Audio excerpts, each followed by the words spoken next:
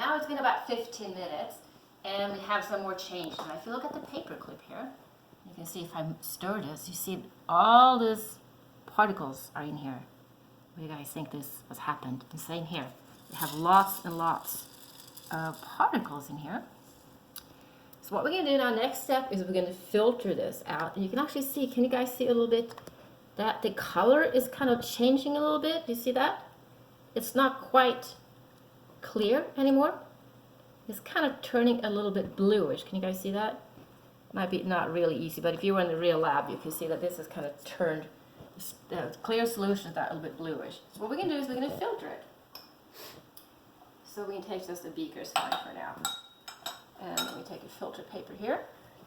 Alright, so filter papers are typically round, but they can be square too. So what we do is we're going to fold it a couple times like this. That way it's going to stay better inside the funnel. And I know the lab says to lift out the copper, but we don't have to do it. We can just do everything in one step here. Simplify it a little bit. Alright, so now I'm going to pour this in here, pour everything in here.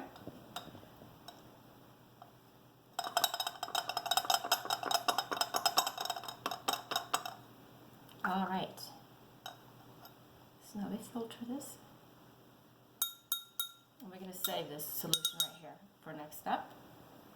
So now I'm just going to take this out here. Rid of this. And open this up. And now you see all that silver particles in there?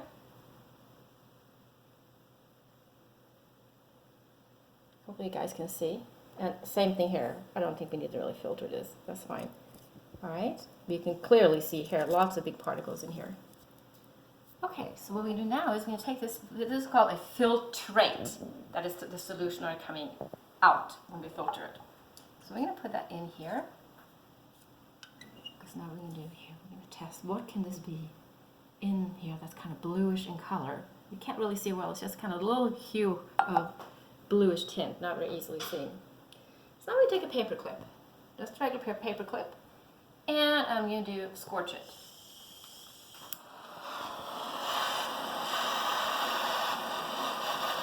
Alright, so we just see a paper clip, right? Looks like a normal paper clip. Now, we're going to do what's called a flame test. This is something that chemists do. There's some chemicals that are very easily identifiable by doing a flame test. I'm going to dip this in here. I'm going to get my torch ready here. And now watch. It's not really that visible, but there should be a blue flame on here. Yeah.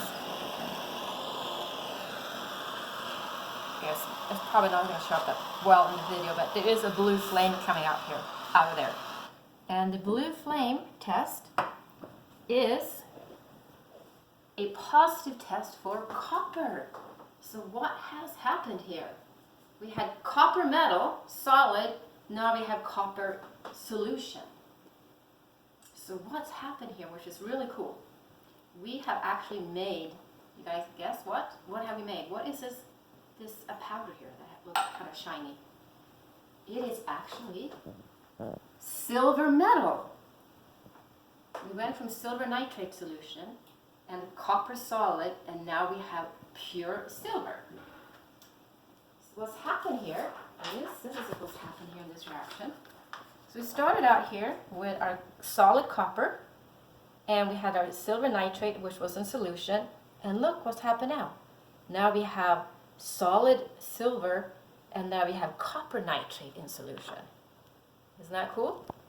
And we'll talk more about why, for example, here we have, there's a 2 here, there's a parenthesis between the NO3, 2, and we'll talk about in some following chapters, because that's a little bit more complex, has to do with what state the ions are in, what charge they have when they combine.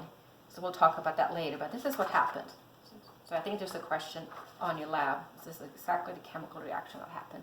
Pretty cool. So we have made solid silver. So we can actually take this now, melt it down, and make some jewelry. All right, you guys. I'll see you soon.